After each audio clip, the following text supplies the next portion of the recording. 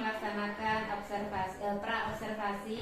Kemudian saya juga sudah melaksanakan observasi di kelas. Nah, sekarang kita melaksanakan percakapan pasca observasi kelas ini. Nah, jadi tujuan percakapan kali ini adalah untuk merefleksi apa saja yang sudah kita lakukan bersama kemarin sebenarnya. Kemudian ada topiknya apa, kemudian kita juga akan membicarakan tentang rencana tindak lanjutnya bagaimana. Gitu ya? Sudah siap ya Bunda Ning ya? Insyaallah siap. Ya, saya mulai ya.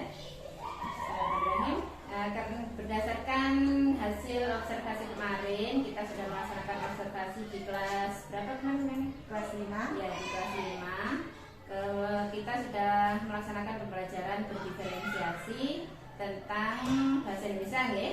Ya, tentang bahasa Indonesia yaitu Pantun. tentang pantun ya. Dari hasil observasi kemarin itu, kira-kira nih refleksi dari Bu Nani sendiri bagaimana refleksi yang sudah Sebelumnya saya pribadi merasa belum paham tentang pembelajaran berdiferensiasi. Setelah berdiskusi dan sharing dengan Bu Nurayu, berkolaborasi, akhirnya saya sedikit paham tentang pembelajaran diferensiasi. Ya, gitu ya. Oke. Setelah itu apalagi Bu yang bisa direfleksikan? Setelah Bu Nani melaksanakan pembelajaran diferensiasi di kelas, kemudian kira-kira yang dirasakan Bu Nani atau dirasakan anak-anak itu bagaimana? Apakah ada perbedaan atau bagaimana?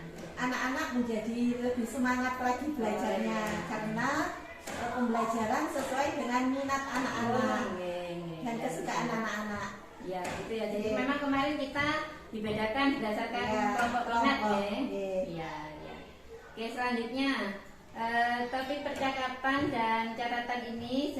Percakapan hari ini adalah pembelajaran tentang berdiferensiasi, dan selain itu juga ada pengembangan kompetensi sosial emosional Bu. Nah, jadi ketika ketika mengamati Bu Naning di kelas itu saya sudah melihat bahwa KSE-nya itu sudah nampak. Jadi anak-anak kemarin kan disuruh berkelompok. Ya, karena berkelompok itu berarti kita mengajarkan tentang kolaborasi, kayak gitu nih. Kolaborasi. Kemudian kita juga anak-anak biar bisa memberikan umpan balik kepada teman yang presentasi. Nah, selain itu kita juga harus memahami emosi anak apabila kita bisa menyiapkan siswa untuk bisa fokus belajar di dalam kelas. Yang pertama, kemarin Bu Naning apa dulu yang pertama?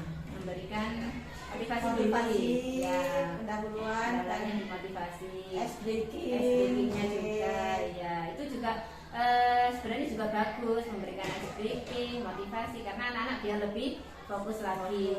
Jadi kalau sudah siap belajarnya, maka insya Allah pembelajaran juga akan lebih masuk ke anak-anak kayak gitu. Selanjutnya Bu Naning untuk rencana tindak lanjut nih.